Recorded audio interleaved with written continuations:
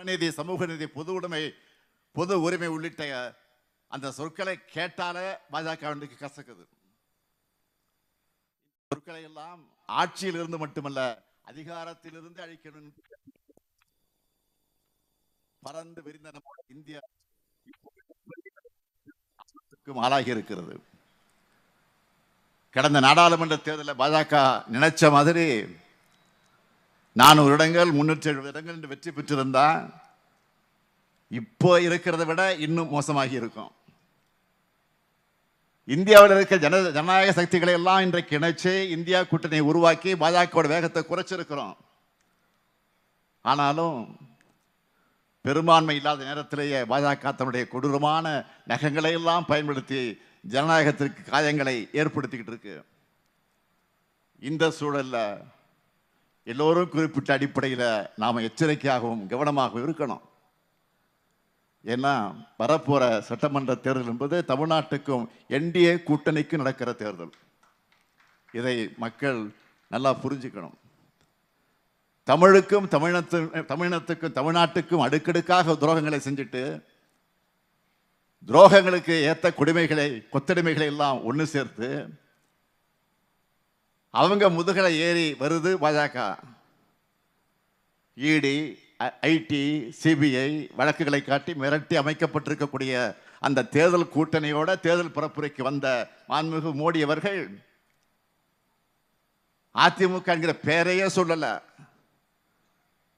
ஏன் அவர் அதிமுகவோட பேரை சொல்லல தெரியுமா?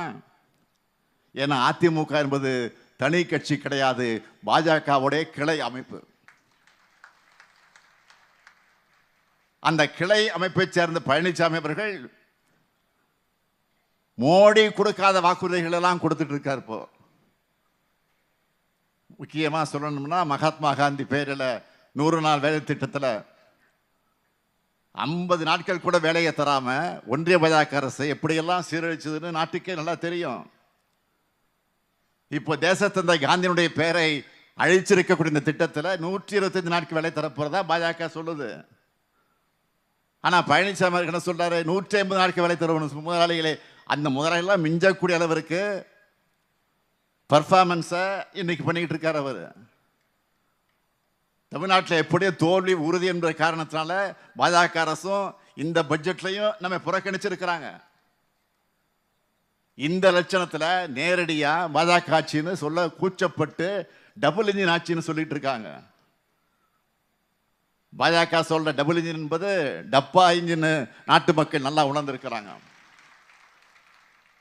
எடுத்துக்காட்டுக்கு சொல்றேன், போதை மருந்து கிடத்தலாம் பாஜக ஆளக்கூடிய குஜராத்தை பாருங்க. குற்ற சம்பவங்களா பாஜக ஆளக்கூடிய உத்தரப்பிரதேசத்தை பாருங்க. மாநிலமே பற்றி எரிகிற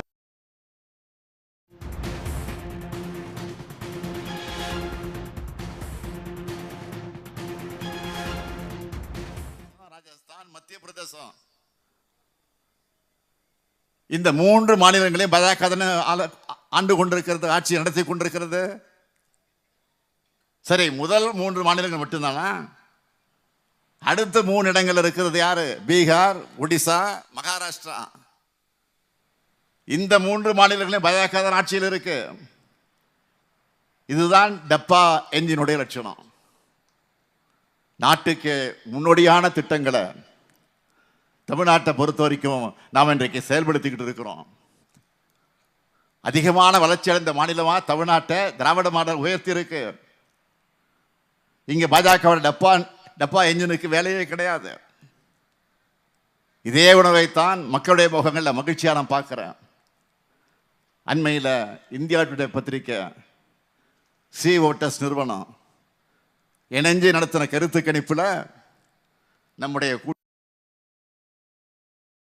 வேண்டாம், மக்களோடு இணைஞ்சு நம்முடைய பயணத்தை தொடர்ந்துகிட்டே இருக்கணும்.